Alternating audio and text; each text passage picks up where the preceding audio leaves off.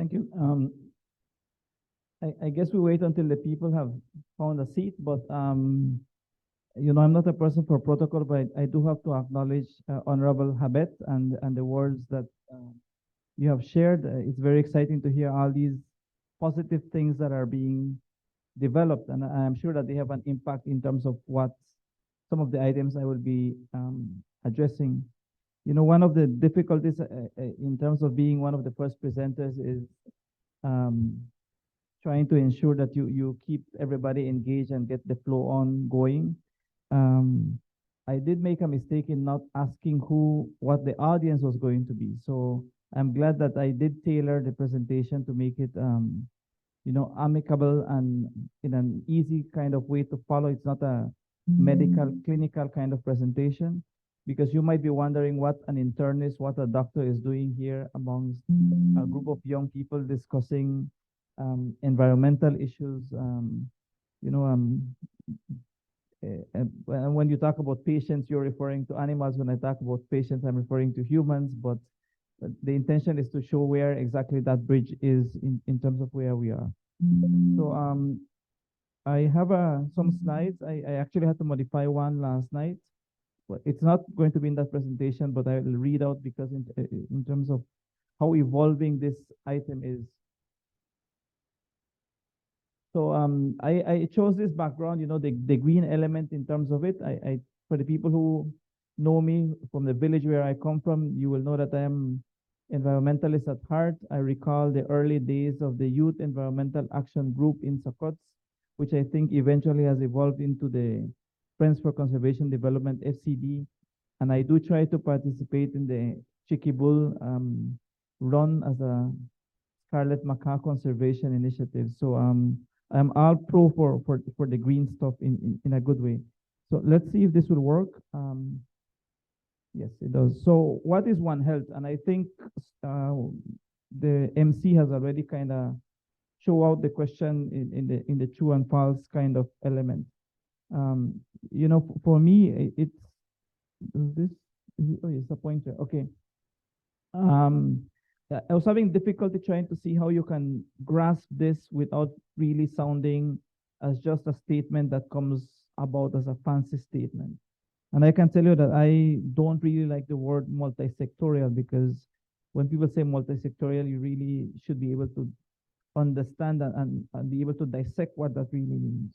But the intention in having a One Health situation is you have multiple entities trying to use an integrated, unified approach to basically tackle the health of people, the health of animals, and healthy environments, healthy ecosystems. Because as we move along, and Minister mentioned the aspect of climate change, I think is becoming increasingly important for us to talk about this and have a forum like this where we are able to address these three together. Because if you have an unhealthy ecosystem, that will have a trickle effect here and here. If you have unhealthy animal species, it trickles here and has an impact over here. So One Health also seeks to provide meaningful impact in terms of being able to predict, detect, respond, and prevent global health threats as previously described. And if you notice, the topic here says the current zoonotic outbreaks that are out there. So I have 5 slides, one for each disease that I think mirrors what we are trying to address here. And so you have multiple sectors working together, seeking to achieve better public health outcomes. And this is just a graphic representation where they intersect: environmental issues, animal species, and human health. You know, there's I think it's increasingly clear that there is an interaction here. One of the questions that was just asked was about rabies, and I know the answer was bats, but we'll see something that's glaring in terms of that. But also the COVID-19 situation. We don't have to go that far. The COVID-19 situation is that break of something in animal species going on to the human species. So before I get into the actual definitions, we'll look at what zoonotic diseases mean. Diseases, infections, as the term says, that are spread between people and animals. The concern is mostly going to be how any entity that is hosted by an animal can infect a human, because we have to be mindful of the fact that not all viruses, bacteria, pathogens will cause a disease in animals, but they may do so in humans. And it can also be the other way around, but I think for the most part, what we tend to study is the break of animals, pathogens breaking from animals into the human species. It's actually very common, rather common, much more common than we would want to think, because we usually tend to classify diseases on the medical side without really tracing where they came from. And perhaps if we go back into the history, for example, even of HIV, you know, there's a simian immunodeficiency virus, SIV, that has similar characteristics genetically. And so there's possible initial studies that suggest that maybe even from the 1960s, there was a jump from the animal species to the human species, but we did not know the disease until the early part of the 80s as what we know as in HIV. And so these diseases can be caused by different germs, bacteria, viruses, parasites, fungi. All of these have an impact on human health, or can have. It can be through either direct or indirect contact, and through the examples that I have, I hope to be able to clarify this a little bit more. Vector-borne, the more common ones that we know, food-borne diseases, and of course, waterborne through different mechanisms. So what's a quick snapshot before I get into the actual examples that I have, so that you can begin to understand or perhaps appreciate what we mean when we talk about zoonotic diseases and the relevance of this. SARS, which came about around a decade ago, caused by a coronavirus. The new COVID-19 pandemic that we have, that virus has similar genetic characteristics. So severe acute respiratory syndrome, also originating in Asia. MERS, the Middle East respiratory syndrome, which you may have heard recently for those of you who follow the World Cup, and the French players that had an apparent contact with camels in Qatar, and 5 of them eventually falling ill with what was labeled as MERS, although not much information was provided as to how the actual contact came about. But these two are produced by coronaviruses. These eventually would have assumed to have come from bats as well. These are linked to camels in Middle East. High mortality rate. Of course, the highly pathogenic avian influenza H5N1, the avian influenza H7N9. And if you notice, they are initially called avian influenza, but the jump that they make into humans, then it becomes a different kind of situation. The famous swine flu, that's how we initially came to know it about, and that's how we were reporting it, but it has a name, the H1N1, which gave rise to the 2009 pandemic, which taught us learning lessons within the public health system. Zika and chikungunya caused by the same vector. Zika, which is not a new disease, you know, if you go back to the history of it, it's more than 6 decades ago when it was initially described, but now, fortunately, at least we did not have the outbreak we were expecting some 7 years ago.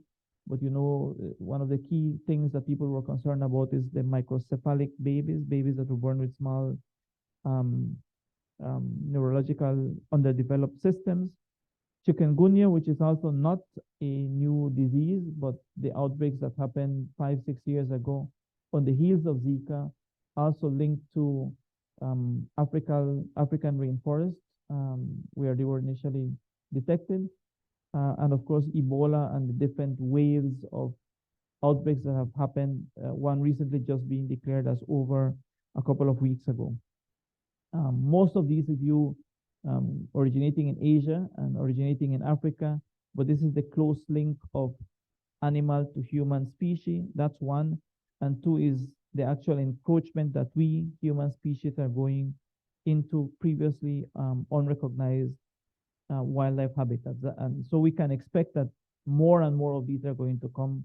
And as I have said, I think publicly as well, is I think COVID-19 should be seen as a rehearsal, because I think there is something that is going to come around. It's going to be or can be potentially much more deadly. So we should have learned something from that. So in terms of general data, 60% of reported global emerging infectious diseases will have a zoonotic origin. It doesn't have to be only wild animals. We'll see in one of the examples I have where the domestic animals are starting to play a role and how that comes into play. 30 new pathogenic entities that have caused disease in humans have been detected in the last 3 decades. 75 of those originating in animals. So you notice that as we move along, as we get in more and more into the forest, more in contact with animals, you can anticipate that you're going to have more pathogens being described. The fact that we are a globalized community and other factors that are listed here, we can only anticipate there's going to be increase in cases for sure. The increase in animal trade, we are trading more and more exotic animals. I know for the Belize context, we talked about parrots, I think is one of the questions that was shown out. But people have more and more exotic animals that they are coming into contact with, having all kinds of animals as pets. The fact that we are becoming increasingly urbanized and encroaching into wilder areas. The fact that climate change is real. I mean, we see it every day. And there's a big component also that's now trying to be linked to climate change and health. That's a growing area of study. The differing agriculture and livestock farming that we are introducing. And of course, the fact that we are having ecological fragmentation or degradation lead to increasing zoonotic diseases. So I'll go into the examples that I have, and I guess we'll have time for questions if there's any towards the end. And I had to go back, in medicine, as I'm sure you in veterinary and people who do conservation, ecological situations, you always have to be studying because there is something that is going to pop up that you are not aware.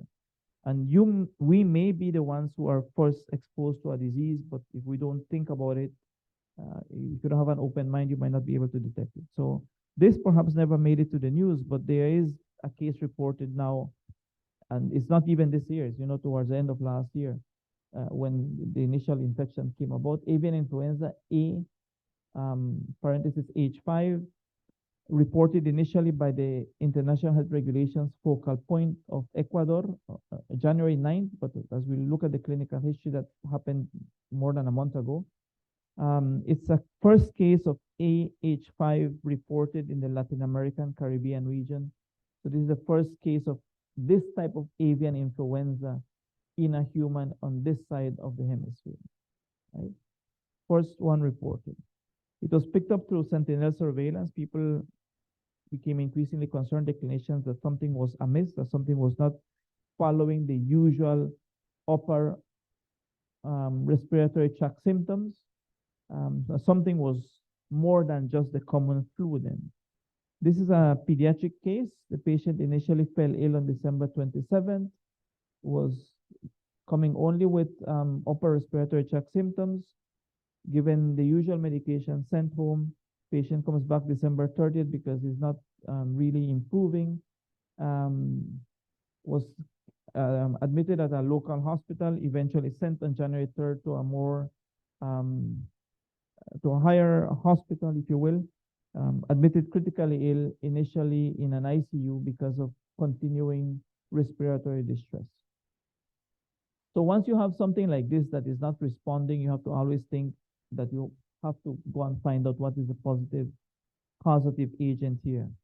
So once you do the investigation, you realize that 1 week before the child fell ill, which was been around this time, this child had contact with some chickens that the family had bought, and the chickens had mysteriously fallen ill and died 1 week before this child fell ill. So that poultry died, no apparent illness on December 19th. That's where the link was made once you go back and track the investigation of this particular case. So highly pathogenic avian influenza outbreaks have been reported now in neighboring provinces of Ecuador as you go back and do that investigation. Today, there's only this one case that has been reported in the pediatric, in this pediatric female person. She's apparently out of ICU, no longer on ventilation, but this is your ability to be able to detect a case and report it and track and try to, do your outbreak investigation so that you keep that from becoming a public health issue. To date, there's not been any other report of any sustained human transmission from this one single case. But again, I had to put this example because it's that link, you buy a chicken and you assume that there's nothing that's going to happen, and your chicken, you might have as a pet, dies suddenly, and then 1 week later, the child falls ill and is critically ill that requires intubation, ventilation, unfortunately survives. Right? But again, this is the link between animal and human health. The situation of Ebola, and I had to put the hyphen here because there are many Ebola outbreaks in Africa that happen, and I would say routinely. I think the concern becomes when Ebola comes out of that African region where it's endemic, where it's common. So the last outbreak reported was in the country of Uganda, caused by a Sudan Ebola virus, declared over about 2 or 3 weeks ago. Out of this current outbreak, there were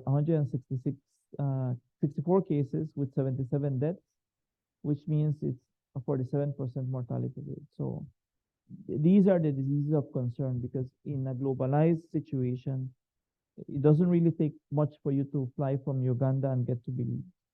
A space of 22, 24 hours, you can fly and be here. So that's the relevance of being able to track these diseases in real time. The last confirmed case was in November of 2022 of this outbreak, but you normally, before you declare an outbreak to be over, you normally wait for at least 2 incubation periods of the virus. So what this means is that the last case was detected in November of 2002. You have to wait 1 incubation period, which would have been in the middle of December, and a second incubation period, which was in early January, for you to be able to say, okay, there is no ongoing case from this outbreak. That means that the last person who was ill has apparently not infected any other person, and that's the reason why you declare an outbreak being over. However, in terms of Ebola in Uganda, and this perhaps doesn't really make it to the news, is because the Sudan Ebola virus is endemic in this area. What does it mean? It's common that it's found in animals in the area, so you can anticipate that outbreaks will happen. That's why you really perhaps don't make it to the news unless this really starts to get out of that particular area. Uganda has reported, as noted here, 4 previous outbreaks in the last 2 decades. So this would have been their 5th outbreak in the last 2 decades. As I said, it's rather endemic in the area as opposed to you detecting an Ebola case in Belize where it's not supposed to be endemic. Caused by a filovirus, which is present in animal reservoirs in the region. And so again, it's that contact with animals that brings about the outbreaks as we know them. The reason why it becomes complex for clinicians to think about diseases such as Ebola is that in that same region, in that same hospital, you may have people coming into your facility with yellow fever, with Rift Valley fever, and the Crimean Congo hemorrhagic fever, which is very much similar to Ebola in terms of the signs and symptoms. So as clinicians, you always have to think of something else. And I know in the COVID-19 pandemic, anybody coming in with the flu is not necessarily going to be only COVID. You have to always be thinking of something potentially happening other than COVID. And so you need to be able to swab and make the distinction. In my next slide, and I am using now the new terminology that's being recommended by WHO. It's Mpox, not monkeypox. And I think the time frame that has been given is the calendar year of 2023 to phase out the term monkeypox because of the discriminatory situation that can arise as a result. And I know this is perhaps not something that's on the radar because we heard about it at the beginning of last year, and then it just kind of went off the radar. But I had to bring it here because it reported in May of 2022. It is an ongoing outbreak. Neighboring Guatemala has more than 200 cases. Mexico has cases, but again, it's not really in the public health news, but it is there. And the reason why it's considered an outbreak is because it has now, when it was reported in May of 2022, it was in non-endemic countries. That means that out of Western Central Africa, where you have routine kind of cases of monkeypox, once it comes out of that area where you routinely have it, then you are talking about an outbreak. The first time reports were in distant geographical regions at any one point in time. Most of the cases have been identified in sexual health clinics. In Europe, particularly, have sexual health clinics primarily for men who are having sex with other men, where up to 95, 99% of the cases are being detected. But it is not considered a sexually transmitted disease, but it is the contact, close sexual contact, that would give rise to the ongoing cases of monkeypox. To date, and I think this data is up until yesterday, Friday, 85,000 plus cases with 86 deaths. And this perhaps is what strikes out. You know, people are afraid of dying, or of dying, bleeding to death, and then those things are more graphic things. So I think we're more afraid of this and reading mortality rates of 47%. And that's perhaps why we haven't really kept monkeypox on the radar, because when you look at it, the mortality rate is 0.1% with only 86 deaths out of 85,000 plus cases. That outbreak is currently classified as moderate by the WHO. Caused by a monkeypox virus, member of the orthopox virus, and it comes about through close contact with infected animals or humans. In the human-to-human transmission, this comes about when you're in close contact with the lesions, with fluids, with respiratory droplets, and with the bedding material the patient is lying down, or if you're using the same kitchen utensils to feed the patient. That's how you can pass on monkeypox from human to human. The viral zoonotic disease, primarily in tropical rainforests of Central and West Africa, and it is the outbreak that is concerned because it came out of this West and Central Africa region, and that's why it became something that was of immediate concern. Various animal species have been identified as susceptible to monkeypox virus. So even though it is monkeypox and primates are the primary transmitters, you have other animals that can host the virus and pass it on. And as I start to wrap up, you know, in terms of, even though this is specific to eliminating monkeypox, in reality, all the things that are listed here, and I'm sure that's you folks in your program do some elements of this. It is being able to do all of this for all the diseases I mentioned that is going to be able to help us narrow that situation in terms of animal and human health and the link they have. So it's having adequate surveillance structures or thinking about diseases. Of course, having adequate research to be able to do that. Adequate medication. The thing is, most of these new diseases are viruses, so you would know that there's no real treatment for a virus. Fighting the stigma associated to it, which we still have elements associated to COVID-19, for example. Being able to diagnose it in an early fashion. When there are vaccines available, that they are equally accessible and equitably accessible to everybody. And being able to, in your research, characterize where the reservoir is, because if you don't know where it is coming from, then it's going to be difficult for us to make an adequate diagnosis and break the transmission cycle. And you determine the role of the pre and asymptomatic transmission cycles. So my final two slides, and I talk about rabies. This is the slide that I had to go back and review. I think the last information I got was about 10 o'clock last night, with the cases that are happening in neighboring Mexico. And again, rabies, you asked the question in terms of bats versus birds. Mortality, you asked, yeah, it is more in pediatric cases. That was a trick question. But still close to 60,000 people die every year as a result of rabies. 95% of those are in Africa and Asia, which again is why it perhaps falls off the radar for us.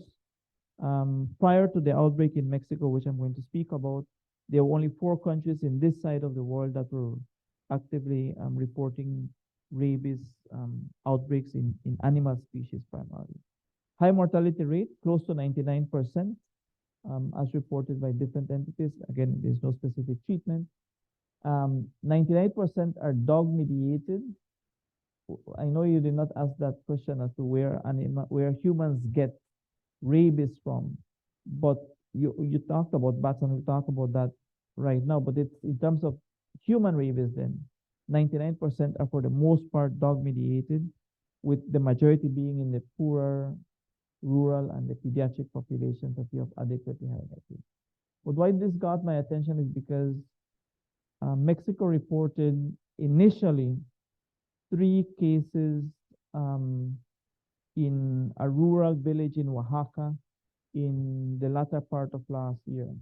What had happened there is a wild bat went into the room of 3 pediatric cases, 3 children that were sleeping, 8, 7, and 2-year-old brothers and sisters, bit the 3 of them, the 8, the 7, and the 2-year-old. The 8 and the 7-year-old were bitten close to the neck area, and the younger child, 2-year-old, was bitten in the hand. Initially seen by a doctor in the community, did not think of rabies, got treatment, went back 1 week later, not improving. It took about 20 days for the cases to finally make it to the hospital in the biggest city of Oaxaca. When they got there, they were lethargic, severe neurological compromise, and they had to be, the 2 older children were intubated. They have both died since. Again, treatment was very much delayed, but it was not the concern that a bat that comes into a room bites you, and the first thing on your head is rabies, right? You have to think that perhaps it's an infected wound or something like that. Parallel to this, there was another suspected case of, confirmed case in Nayarit, where a female got bitten by her pet cat, and she developed rabies and was intubated because she was having severe neurological compromise. And that's because she sought attention 3 days after she got bitten by her cat. And these 9 cases is the update I found yesterday, last night, sorry. They are all in the state of Sonora, in Bahía de Quino, which is a beach town close to Hermosillo in the middle of the desert. It's 9 cases that are being followed for potential rabies cases. What happened here is that the pet dog apparently was fighting a desert fox, and about 3 to 4 days later, the dog became rabid, I mean, to use the term, and tried to bite the owner. Apparently, it wasn't really a deep penetrating wound, and the dog died 24 hours after. So that family is being followed for potential rabies, because the dog has now been confirmed to have rabies, and the link is to the desert fox that bit the dog, and that's how that transmission came about. Right? This is the case I mentioned in Nayarit. The case in Oaxaca I had mentioned, and the 9 cases in Sonora. Rabies caused by an RNA virus, and again, because it's a virus, there's no specific treatment. It usually comes about because of the saliva of an infected animal. As I mentioned, the 2 babies that died here in Oaxaca, 2 ones that died is because they got, we assume, a higher injection of infected saliva, and it's closer to the central nervous system as opposed to being scratched or bitten in your hand, where it's a little bit further away from the central nervous system. No specific treatment, and as I said, it's an affinity for the central nervous system, so people really can deteriorate very quickly.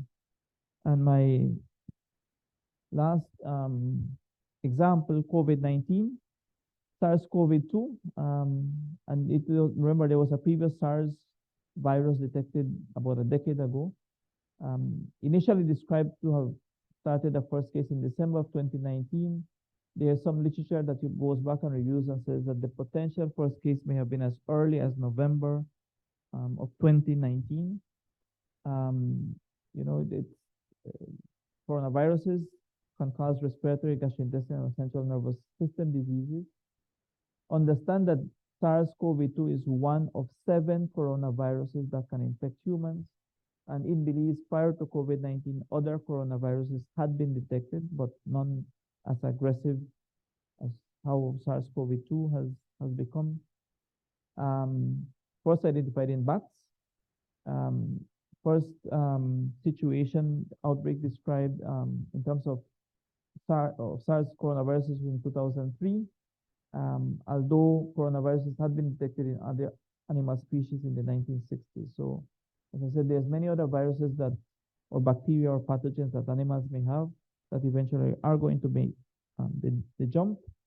And the question, of course, is whether this is really a zoonotic disease or it's what we call a spillover or evolutionary jump, which means a transmission of a pathogen from a natural animal host to a novel host, in this case it's humans, leading to infection in the new host, or this is what is at play. That's part of the discussion. And I found this very interesting because we may think that this is it, right? Not too many people are dying right now, and we don't seem to be afraid of COVID-19, or that fear has seemed to have gone away. But remember, viruses continue to evolve.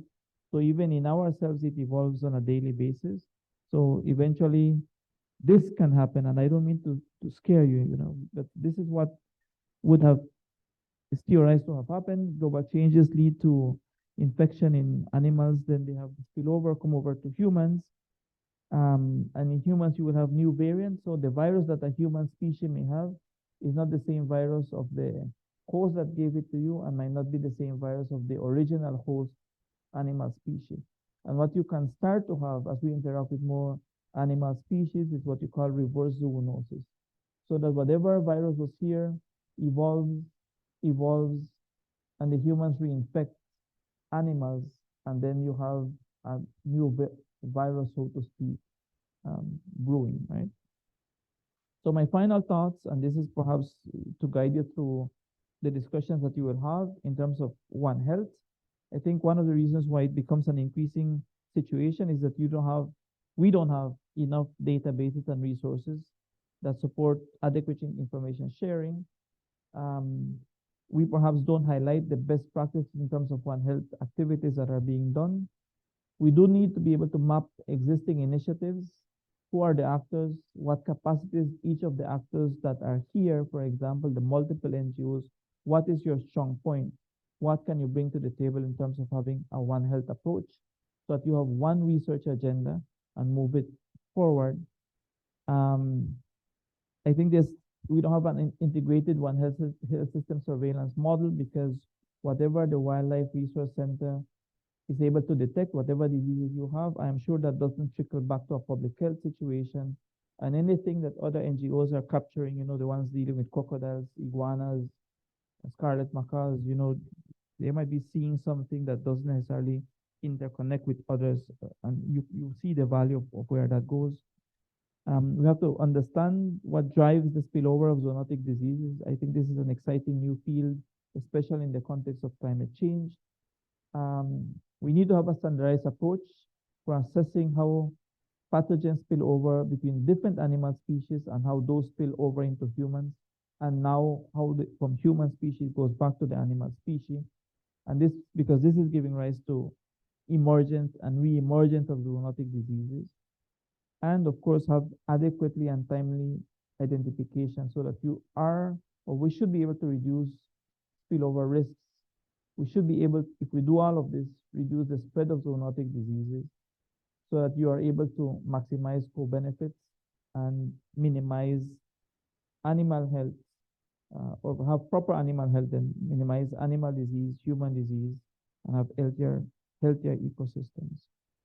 I am of the opinion that in our forests, we have our own virus, bacteria, fungi brewing, waiting to make the jump into the animal species. I know that there was an initiative by a US university where they wanted to screen, just do samples of blood of random population to find out what potential antigens you may have, so that can start to draw a map of what animal species we may have been in contact with that can potentially cause disease. So I think these are exciting times. I'm very excited to see the wide audience that's here from different backgrounds. and especially because they have a lot of young people here. So I hope we have a successful program. Thank you.